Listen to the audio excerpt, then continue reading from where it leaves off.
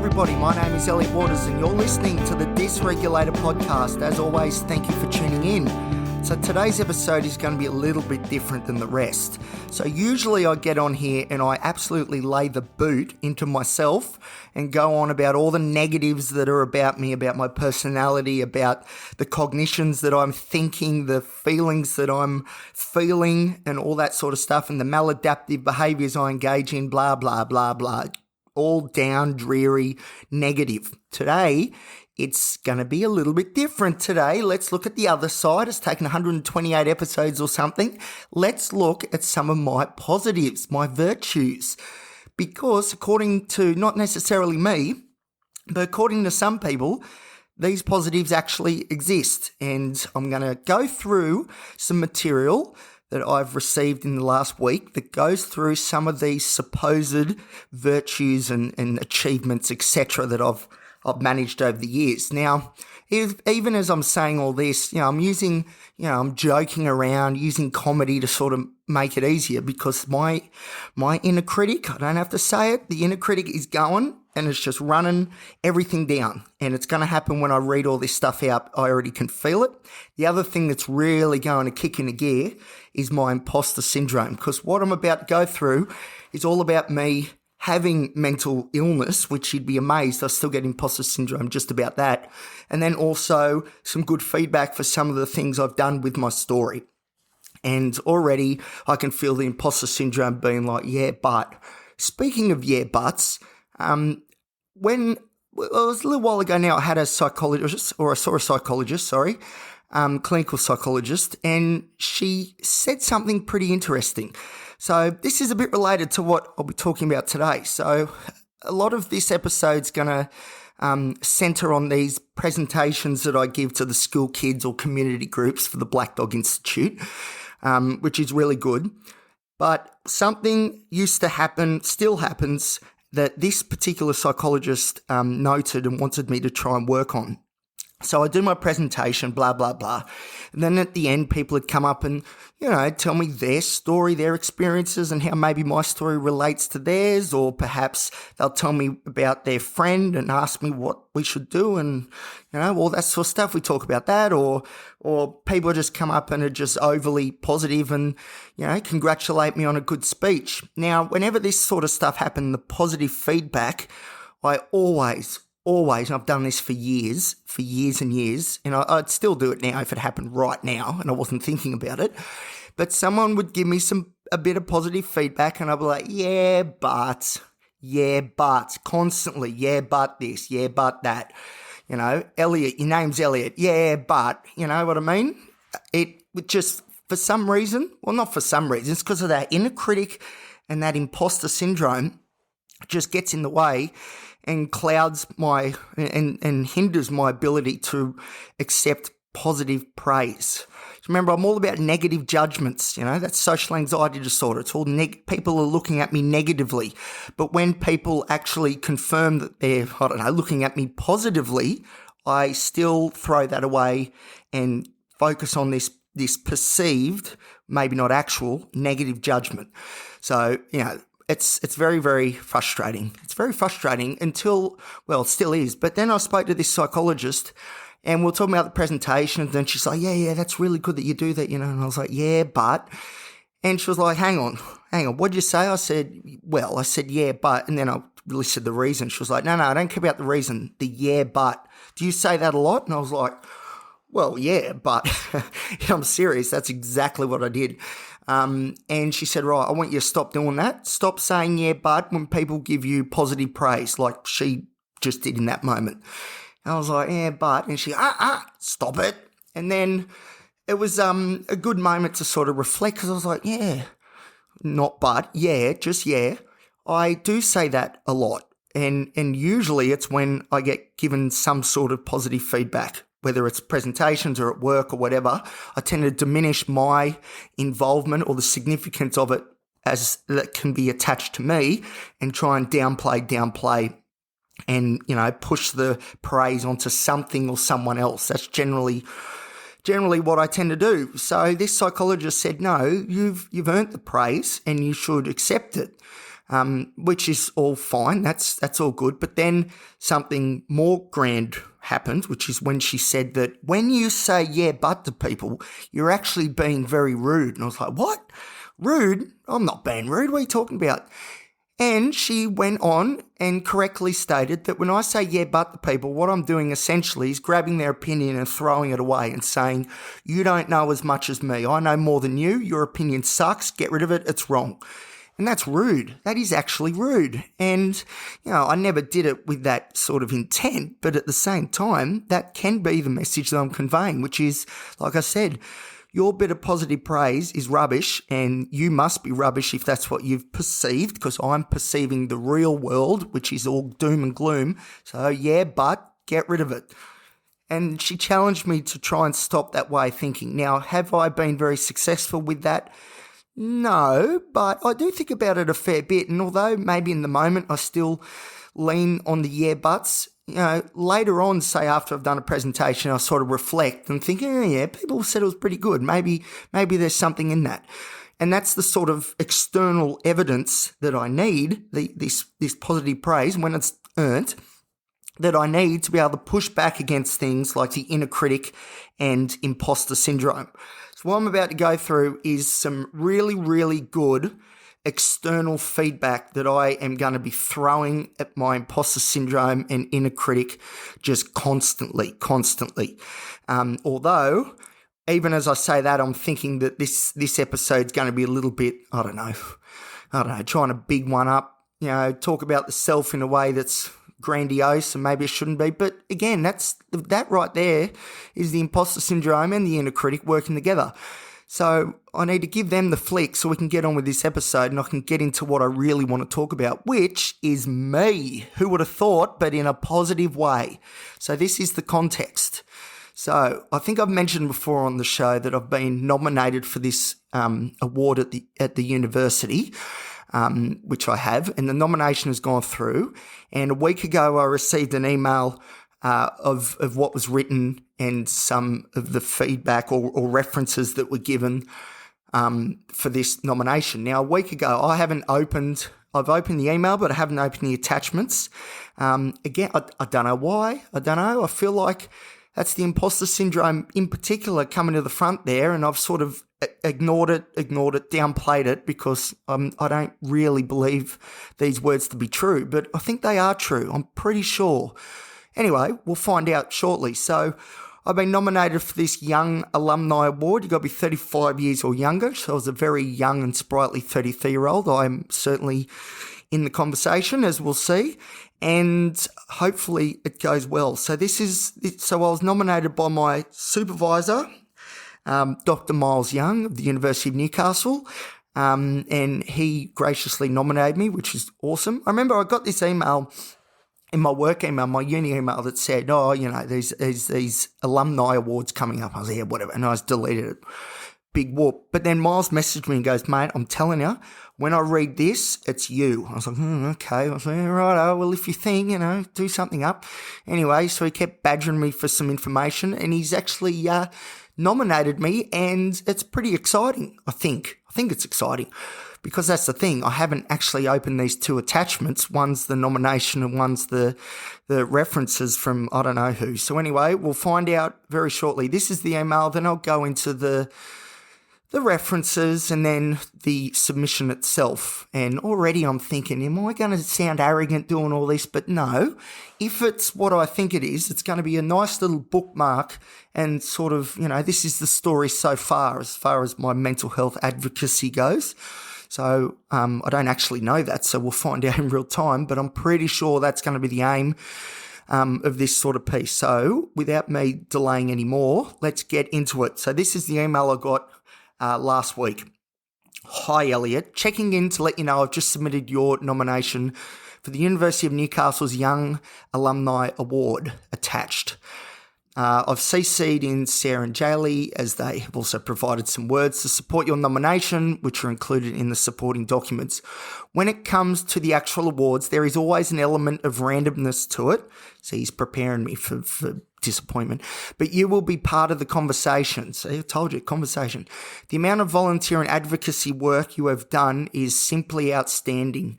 I could hardly describe it all within the word count. Very inspiring stuff, mate. Anyway, all right, so let's go. So Sarah and Jaylee, I'll introduce them. This is what they had to say. So first off, Sarah Connor, who is the head of Service Engagement and Operations, Black Dog Institute. For over 10 years, Black Dog Institute, good start. For over 10 years, the Black Dog Institute has been privileged with the support of Elliot Waters as a volunteer lived experience presenter. In this time, Elliot has expertly delivered youth and community mental health education programs within Newcastle and across regional New South Wales. He has demonstrated a remarkable and sustained effort to make a strength of his own personal experience with mental health to improve the lives of others. We are so very grateful for Elliot. He's incredibly warm, funny, kind, charismatic and good-looking. I may have added that part, and authentic, an outstanding young person and a worthy recipient of the University of Newcastle's Alumni Award. That's lovely. Thank you, Sarah. Me and Sarah have been working together for that 10 years. I've known her. She was there when I first got trained to be a presenter, and I was down there again the other week, and we said hello, and it was cool. Anyway, moving on. Next is Dr. Jaylee Skian, OAM. She's the director at Every Mind. She's the chair of Movember's International Men's Health Advisory Board as well. She does a fair bit. This is what she has had to say. Elliot has been an engaged, insightful and collaborative, I worked at 5 a.m. this morning, I'm a bit tired, collaborative member of Every Mind's National Lived Experience Advisory Group. He works with 9 other members to advise on and actively participate in our national mental health and suicide prevention research, strategy and program delivery.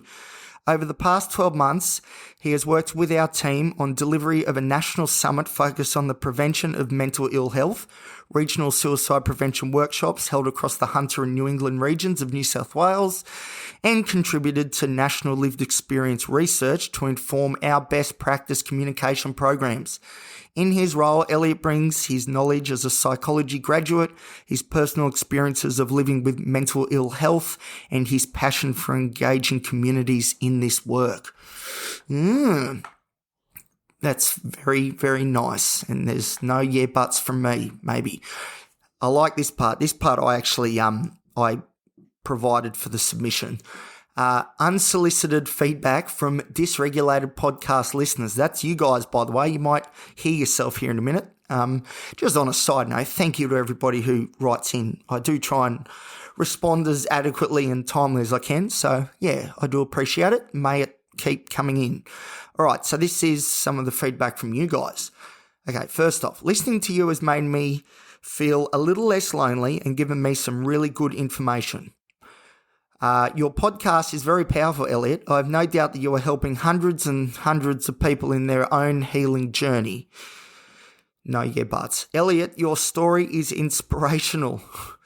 We learn best through stories and hearing about tangible things that happen in people's lives. Your story has helped put a face to 3 disorders, one of which those 3 were, that are so very common.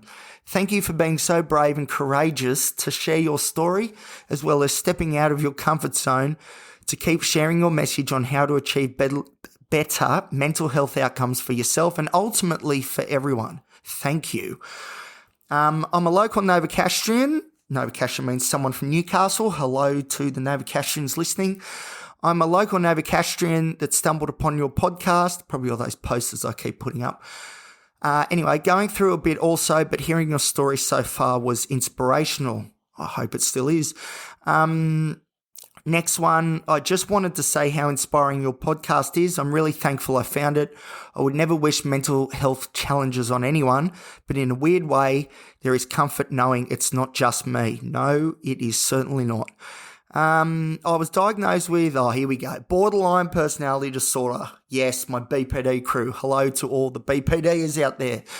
Diagnosed with borderline personality disorder about a month ago. I've started on medication, will be beginning therapy this new year. I just listened to your podcast and it turns my entire day around. I can't express how well I relate to it. I feel everything you say in it. just a shout out for you to know that you've really helped someone today. That's great. And I don't know who, I sort of stored these quotes from ages ago. So I don't know, hopefully if you're listening, that you still sort of feel everything I say being a good way. And I hope you did start therapy because, side note, dialectical behaviour therapy, gold standard for BPD. Medications can help some of the behavioural sort of manifestations, but it's DBT and therapy, which is where the best results are for BPD. Anyway, that is not the point of this episode. Let's keep going. Last quote, I promise. I just wanted to say your podcast is incredible and I've been loving listening to it. Being neurodivergent has been a challenge, but your podcast made me feel normal. Hell yeah. What's next? Oh, okay. Bunnings Warehouse is where I work. Bunnings, the Aussies will know Bunnings. For those that don't, just Google it. It's part of Australia's culture and tradition. So anyway, Bunnings Warehouse, this is what they had to say about me on their national LinkedIn page, which was pretty bloody cool, just quietly. We love sharing and celebrating our team members' achievements, especially when they contribute to the local communities we serve. Elliot is a valued Bunnings team member, a psychology student, this must have been a little while ago, and in his spare time volunteers for the Black Dog Institute as a Breaking Down Depression presenter. Drawing on his own personal experience, Elliot's presentations can help build knowledge about mental illness so people can seek help or provide support for others. He hopes that as a community, we can band together and have more open conversations about mental health. Hear, hear. You can find out more about Elliot's valuable community contribution as a Black Dog Institute volunteer by clicking out some story they've linked below. Congratulations on your great work, Elliot, and for courageously sharing your experience and learnings with us. This was a long time ago because there's a picture with the post and it's me in my Bunnings uniform. So red shirt and the green apron. Again, Google it if you're not sure. And I'm holding up a Black Dog Institute t-shirt next to me in front of my timber racking, and I seem to have a fair bit of hair on top, so I'm thinking it's at least 4 or 5 years ago. All right, what else is in? Oh, yeah, there's some pictures. Anyway, I'm not going to go through all this. Let's get to the nitty-gritty. I hope I'm not waffling on. This is somewhat entertaining. I'm telling you, this is the best part, I think, although I haven't read this yet, but knowing Miles as I do, I reckon this could be pretty good. So, just open that. All right, University of Newcastle Alumni Awards, Young Alumni, love that word, Alumni Award, name of nominee, Mr. Elliot Waters, name of nominator, Dr. Miles Young. Okay. First written response, provide a description of the nominee's achievements. Okay, here we go. With great pride, oh man, I nominate Elliot Waters for the Young Alumni Award. Without exception, Elliot is one of the most remarkable graduates I have encountered in 14 years working for the University of Newcastle. Since completing his bachelor's and honours degrees in psychological science, 2020 and 2021, geez, that long ago, Elliot has applied his skills in critical thinking and creativity to become a highly regarded team leader at Bunnings Warehouse. That's true. However, it is his unprecedented commitment to community outreach, italics, outside of this full-time role, that sets him apart.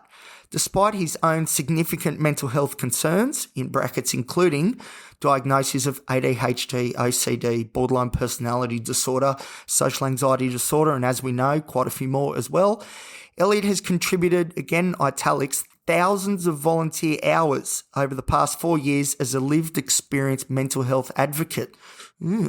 Through this work, he has become a beacon of hope for people living with mental illness around the world.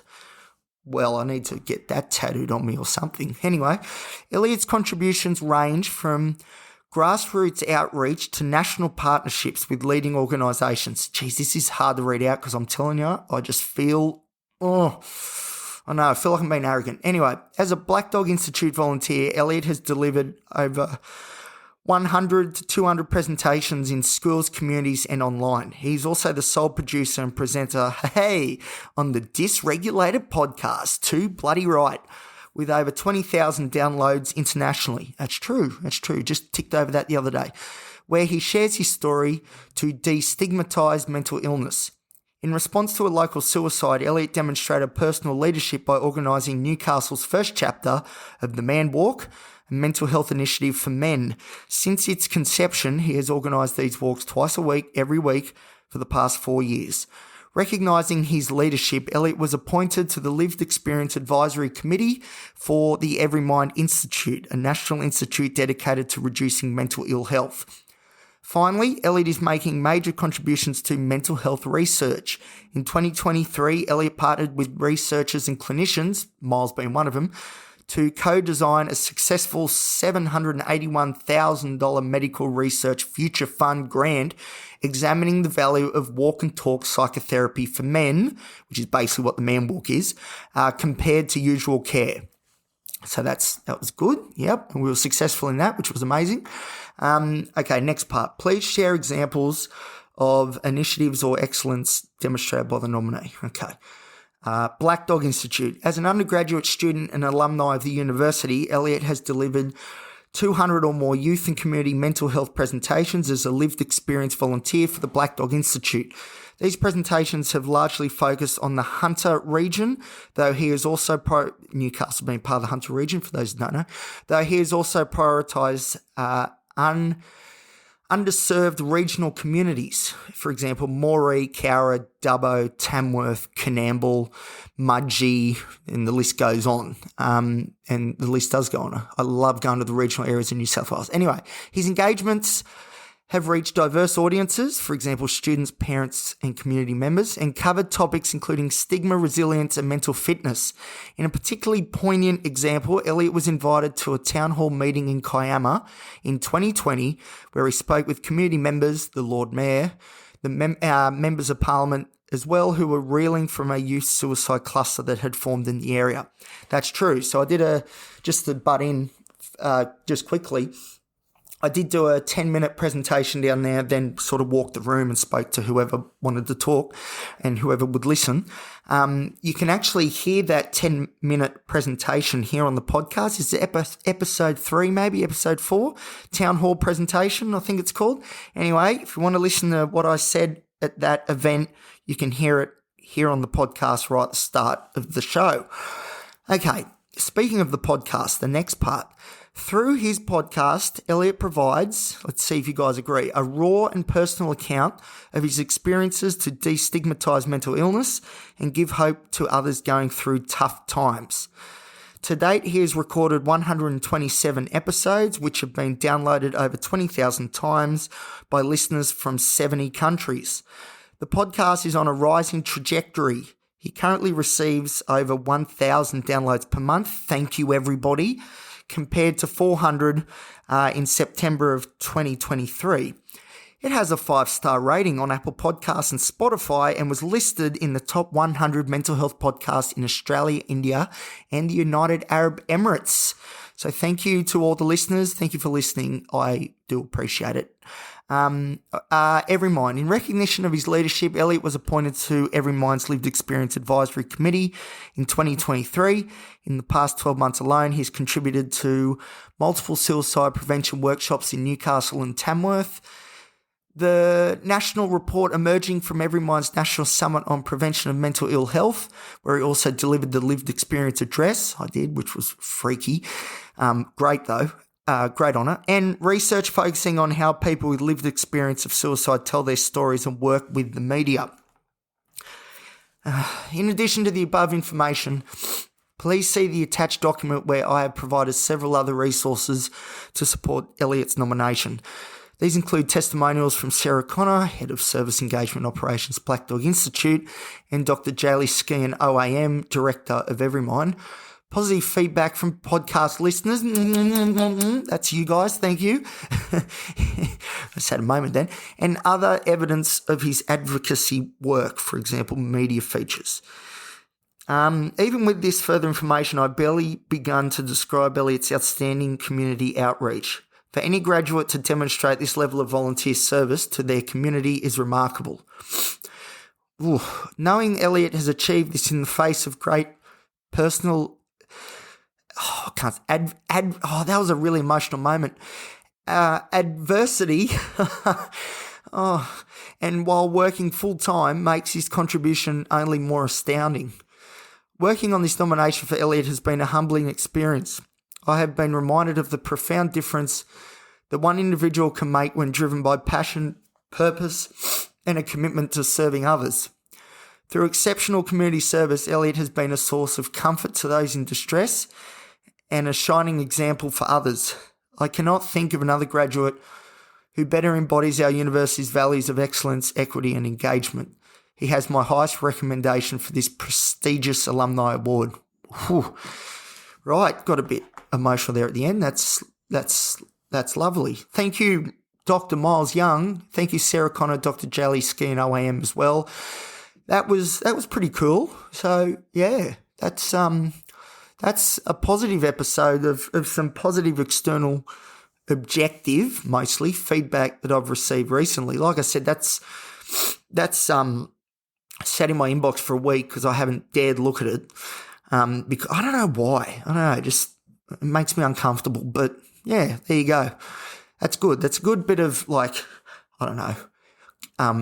not exposure therapy, but, exposing me to this sort of stuff by talking to you guys because, these are me backers and supporters, and I feel more comfortable reading these things with you guys listening. I don't know why, but it does feel like, that I'm not reading it on my own, which is comforting. Might have to drill down into that a bit further, but anyway.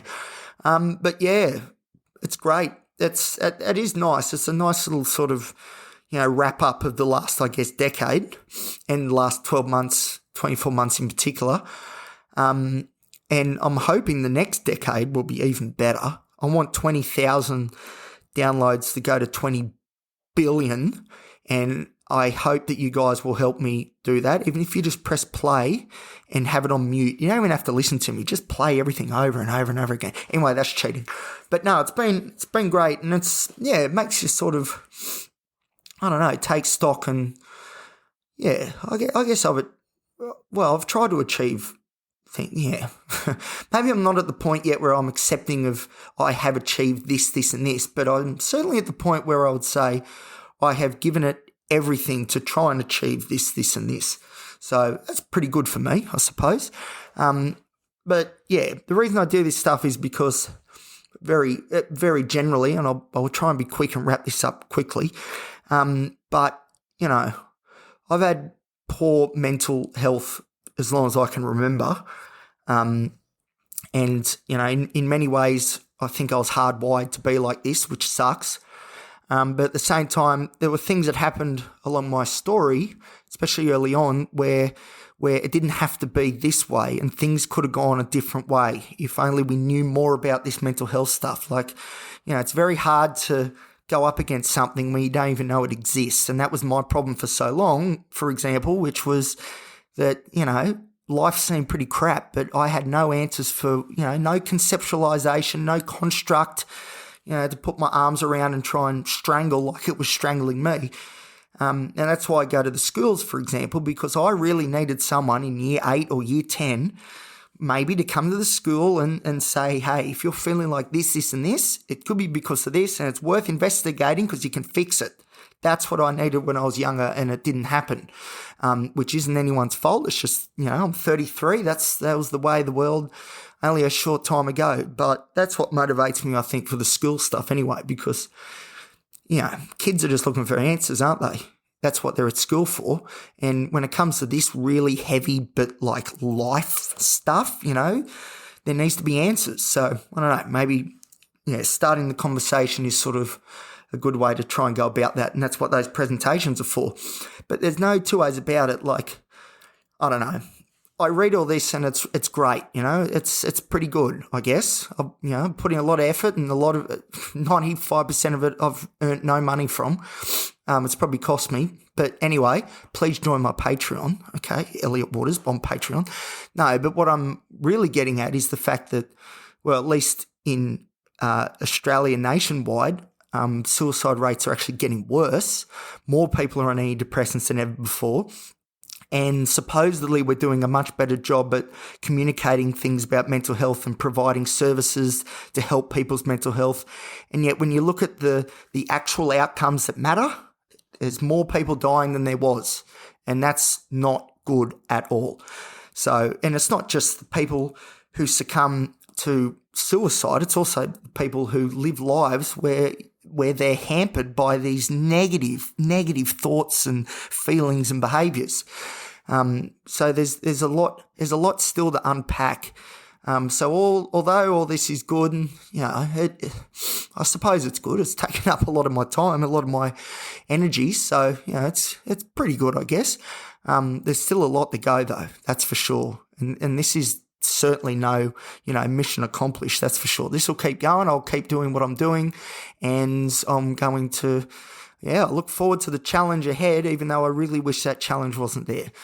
Anyway, I don't know. Does that make sense? Does that make sense at all? I say that a lot at the end of these episodes, and I don't know, no one's said to me that it hasn't made sense. So feel free to give me some feedback on that one, because you might make it into the next submission. Only joking, maybe. No, but that's, so that's really cool. As for the awards themselves, I don't even know when they're drawn. I think it's August or September or something. It'd be nice to win, but at the same time, it's not going to change what I do, I suppose. I'm not driven by that. But one thing that these awards, I'm coming around to the idea of these awards, because I feel if the more you win, this is my way of thinking, I'm not sure if this is true, but the more you win, the more elevated your voice becomes. So I don't know, maybe if I do get a clean sweep, I can use these and say, hey, listen to this story, because, maybe it could help people, and look at this fancy award I've got. How great's that? Anyway, I don't know. I'm just dreaming now. All right. Thank you, everybody. I'm going to stop there. Thank you for, half an hour. That's a big one. Half an hour talking about how great I am. Dear, oh dear. If you've listened up to this point, congratulations and thank you. But really, for all the listeners, it's not just the ones that provide feedback, but all 20,000 listens of you, thank you, thank you, thank you. You have no idea how much I appreciate it. Although I do say it at the start of every episode. All right, that's enough. See you later, everybody, and I'll talk to you soon. Bye-bye.